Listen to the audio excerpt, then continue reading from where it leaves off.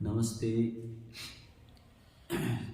समस्त प्रिय छात्र छात्राओं का एक बार पुनः सचदेवा बायोलॉजी क्लासेस में बहुत बहुत स्वागत है।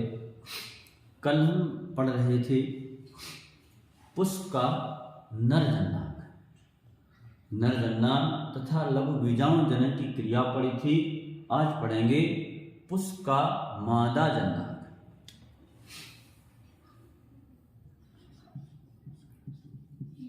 पुष्प का मादा जननांग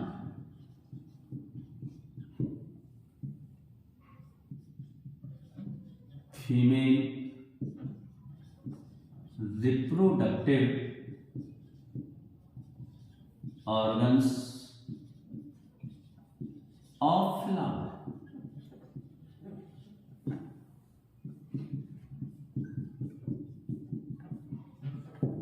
जितने भी पुष्प हैं जिनमें मादा जन्नांग होता है, पुष्प का मादा जन्नांग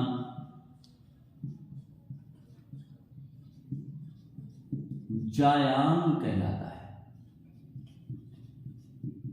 गायनेसियम।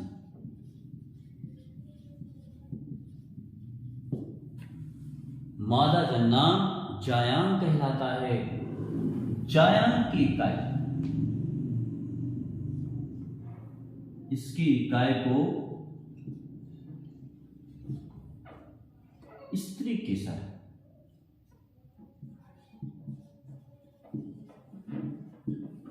या अंडक बोलते हैं। वे सभी पुष्प जिनमें मादा जन्नांग होता है उन सभी में मादा जन्नांग के रूप में जायांग होता है।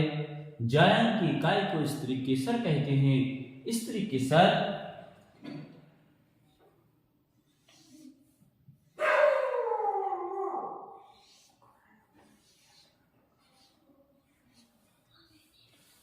स्त्री केसर के निम्नलिखित भाग होते हैं। 3 भाग: वर्तिकाग्र, स्टिग्मा, वर्तिका, स्टाइल, अंडाशय।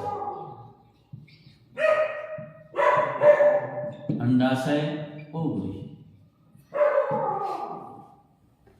वर्तिका और अंडाशय। इसमें से जो वर्तिकाग्र भाग है यह भाग, इस भाग से परागकण अंकुरित होता है तथा वर्तिका से पराग निर्गम होती हुई अंडाशय तक जाकर प्रवेश करती है। अंडाशय में बीजांड होता है। क्या होता है? बीजांड।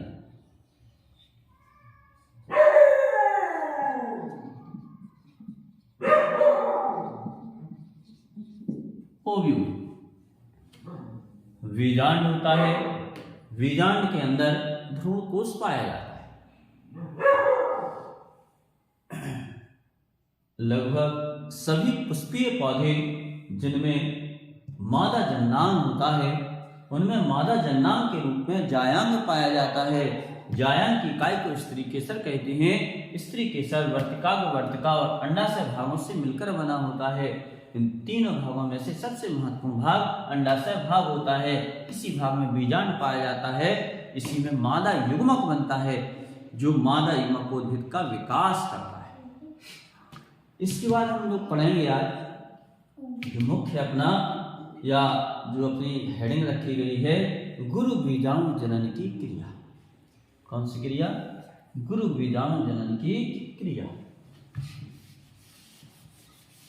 महत्वपूर्ण क्रिया है, वेरी मोस्ट है। गुरु बीजाणु जनन की क्रिया।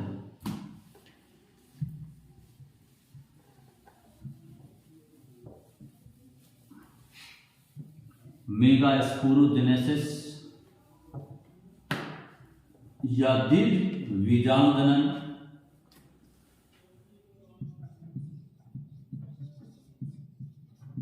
गुरु बीजाणु जनन मेगा स्पोरोजेनेसिस।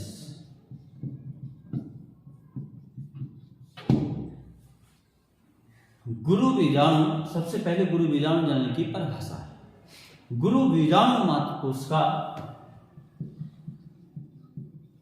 गुरु बीजाणु मात्र कोशिका megaspore mother cell, megaspore mother cell. Chromosome की संख्या इनमें होती है 2x। Mega spore mother cell में अर्धसूत्रीय विभाजन के फलस्वरूप मियोसिस डिवीजन के फलस्वरूप गुरु बीजाणु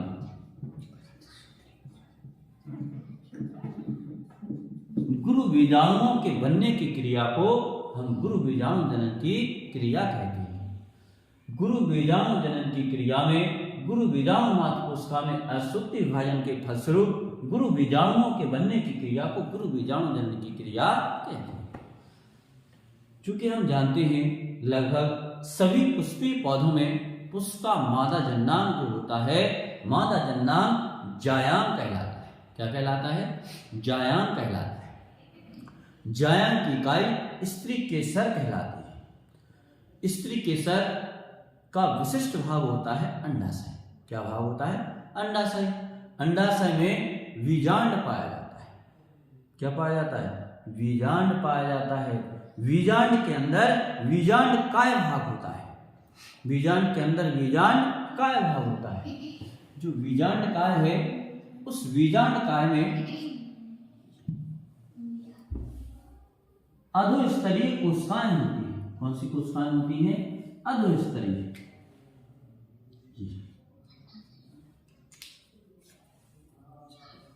इन पे कोशिकाएं चारों ओर से ऊतक के द्वारा घिरी होती हैं।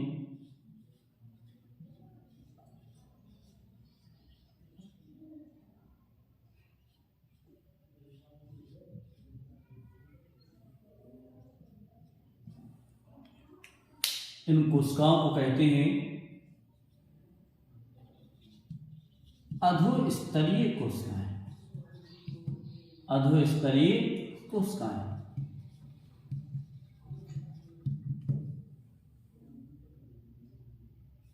Hypodermal cell. Hypodermal cell. बीजांड काय की हाइपोडर्मल कोशिकाएं विभाजित होकर आर्किस्पोरियल सेल यानी प्राथमिक प्रसूत कोशिकाओं का निर्माण कर लेती हैं। यानी यह कोशिकाएं विभाजित होती हैं, किनका निर्माण होता है? प्राथमिक प्रसूत कोशिकाएं। प्राथमिक प्रसूत कोशिकाएं। प्राथमिक प्रसूत कोशिकाओं का निर्माण कर लेती हैं। कोशिकाएं चारों ओर ऊतक के द्वारा घिरी होती हैं।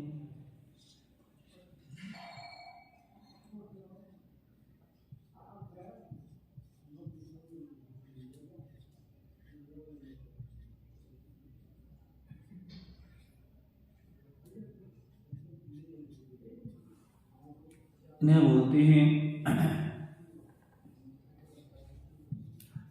प्राथमिक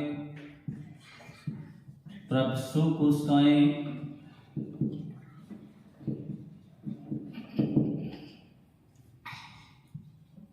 प्राइमरी आर्किस्पोरियल सेल। जब प्राथमिक प्रसूत कोशिकाओं का निर्माण हो जाता है तो प्राथमिक प्रसूत कोशिकाएं परिणत विभाजन करती हैं। कौन सा विभाजन करती हैं? परिणत।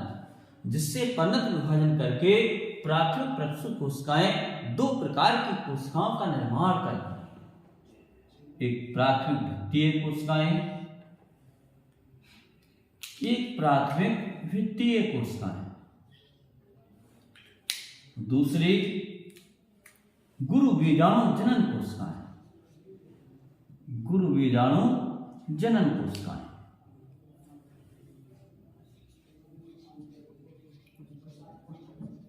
प्राथमिक भित्तीय कोशिकाएं,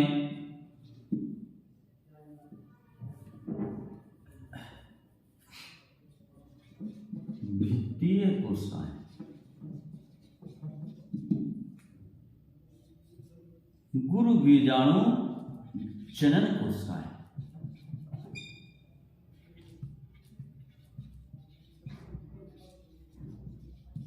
कोशिकाएं, मेगा स्पोर मदर सेल,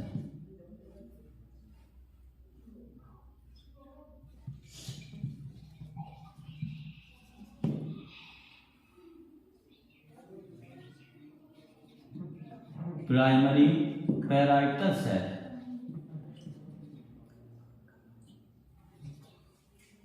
टल सेल,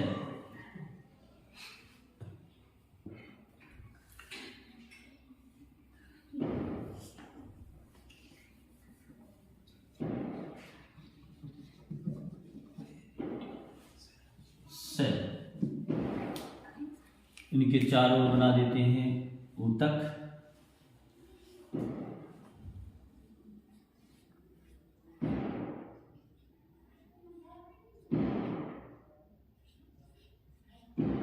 जब गुरु बीजाणु जनन कोशिकाओं का निर्माण हो जाता है तो गुरु बीजाणु जनक कोशिकाएं मियोसिस डिवीजन करती हैं। कौन सा विभाजन करती हैं? अर्धसूत्री विभाजन करती हैं। अर्धसूत्री विभाजन के फलस्वरूप 4 गुरु बीजाणुओं का निर्माण होता है। कितने? 4।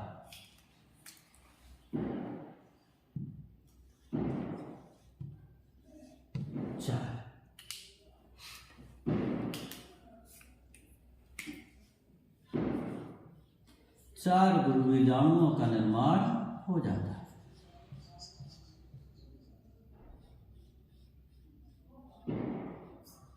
इन चारों गुरु बीजाणुओं में क्रोमोसोम की संख्या X होती है। कितनी होती है? X।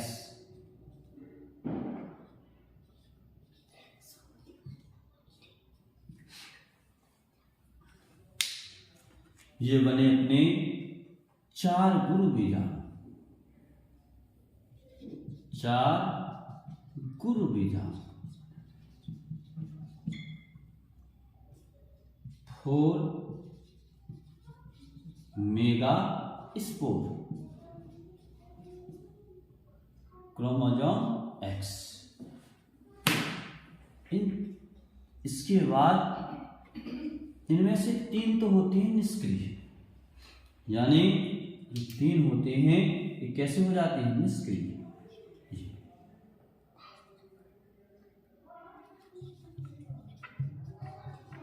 3 गुरु बीजाणु कैसे होते हैं? निष्क्रिय या नष्ट हो जाते हैं। जो एक शेष रहता है ये सक्रिय गुरु बीजाणु कहलाता है। सक्रिय गुरु बीजाणु, active mega spore, chromosome X। और जो सक्रिय गुरु बीजाणु है यही विकास करता है मादा युग्मकोद्भिद का। मादा युग्मकोद्भिद या इसे कहते हैं भ्रूण कोष। भ्रूण कोष, फीमेल गैमेटोफाइट। Female gametophyte. देखो पुनः समझते हैं इसे। सबसे पहले इसकी परिभाषा। गुरु बीजाणु मात्र कोशिका में अर्धसूत्री विभाजन या मियोसिस डिवीजन के फलस्वरूप गुरु बीजाणुओं के बनने की क्रिया को गुरु बीजाणु जनन की क्रिया कहते हैं। बीजांडकाय, जो बीजांडकाय होता है मादा जन्नांग का, मादा जन्नांग में जो अंडाशय भाग होता है, अंडाशय में बीजांड होता है, बीजांडकाय का भाग होता है बीजांडकाय। बीजांड का भाग होता है बीजांडकाय। काय। मादा जननांग जायांग होता है।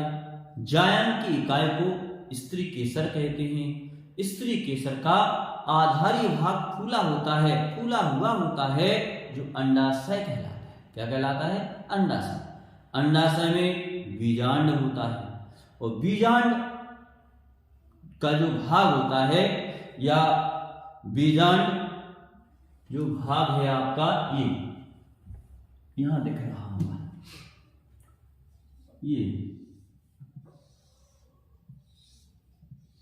ये भाग, ये है वर्तिकाग्र। क्या है? वर्तिकाग्र है। ये वर्तिका है, ये अंडाशय है। क्या है? अंडाशय। अंडाशय में क्या पाया जाता है? बीजांड। क्या पाया जाता है? बीजांड। बीजाणु का भाग, बीजाणु क्या होता है? बीजांड का भाग होता है। कौन सा भाग? बीजांड का। ये प्रोसेस अपनी कहां शुरू होगी? बीजांड का से।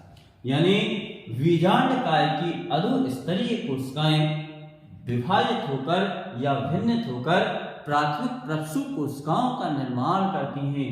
प्राथमिक प्रसू कोशिकाएं परिणत विभाजन के दौरान प्राथमिक भित्तीय कोशिका तथा गुरु बीजाणु जनन कोशिकाओं का निर्माण कर लेती है। दोनों प्रकार की कोशिकाओं में से गुरु बीजाणु जनन कोशिकाओं में अर्धसूत्री विभाजन होता है, जिससे 4 गुरु बीजाणुओं का निर्माण हो जाता है। यानी एक गुरु बीजाणु जनन कोशिका में असूत्री विभाजन के फलस्वरूप 4 गुरु बीजाणुओं का निर्माण होता है। इनमें से 3 गुरु बीजाणु निष्क्रिय नष्ट हो जाते हैं, जबकि एक सक्रिय गुरु बीजाणु मादा युग्मकोद्भिद का विकास करता है। यह मादा युग्मकोद्भिद भ्रूणकोश कहलाता है। पुनः एक बार, गुरु बीजाणु जनन। गुरु बीजाणु मात्र कोशिका में अर्धसूत्री विभाजन के फलस्वरूप गुरु बीजाणु के बनने की क्रिया को गुरु बीजाणु जनन की क्रिया कहते हैं।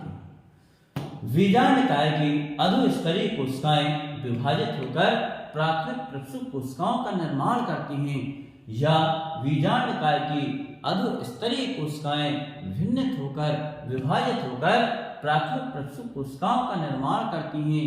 प्रत्येक प्राथमिक प्रसू कोशिकाएं परिणत विभाजन के दौरान प्राथमिक भित्तीय कोशिकाएं तथा गुरु बीजाणु जनन या गुरु बीजाणु जनक कोशिका का निर्माण करती हैं। इन दोनों प्रकार की कोशिकाओं में से गुरु बीजाणु जनन कोशिकाएं, या इन्हें ही बोलते हैं गुरु बीजाणु जनक कोशिकाएं, यानी एक गुरु बीजाणु जनक कोशिका में अर्धसूत्री विभाजन के फलस्वरूप 4 गुरु बीजाणुओं का निर्माण हो जाता है। इनमें से 3 गुरु बीजाणु निष्क्रिय नष्ट हो जाते हैं। जो ऊपर के 3 होते हैं वह निष्क्रिय नष्ट हो जाते हैं, जबकि नीचे का जो शेष गुरु बीजाणु होता है उसे हम सक्रिय गुरु बीजाणु कहते हैं। इनमें क्रोमोसोम की संख्या X होती है। यह विकसित होकर मादा युग्मकोद्भिद या भ्रूणकोश का विकास करेंगे। इस प्रकार से गुरु बीजाणु जनन की क्रिया संपन्न हो जाती है। देखो बच्चों, गुरु बीजाणु जनन में अधोस्तरीय कोशिकाएं ये विभाजित होंगी, बनती है प्राथमिक प्रसू कोशिकाएं, और प्राथमिक प्रसू कोशिकाएं परिणत विभाजन करती हैं, तो बनती हैं 2 कोशिकाएं, प्राथमिक तृतीय कोशिका, गुरु बीजाणु जनक कोशिकाएं। दोनों में से गुरु बीजाणु जनन कोशिका या जनक कोशिका में होता है अर्धसूत्री विभाजन, यानी एक गुरु बीजाणु जनक कोशिका में 4 गुरु बीजाणुओं का निर्माण हो जाता है। इनमें से 3 गुरु बीजाणु निष्क्रिय नष्ट हो जाते हैं, जबकि शेष एक गुरु बीजाणु रहता है। यह सक्रिय गुरु बीजाणु कहलाता है। यह सक्रिय गुरु बीजाणु विकसित होकर मादा युग्मकोद्भिद का विकास करेगा। प्रिय विद्यार्थियों, आज के लिए बस इतना ही। इसके बाद हम आपको कल पढ़ाएंगे।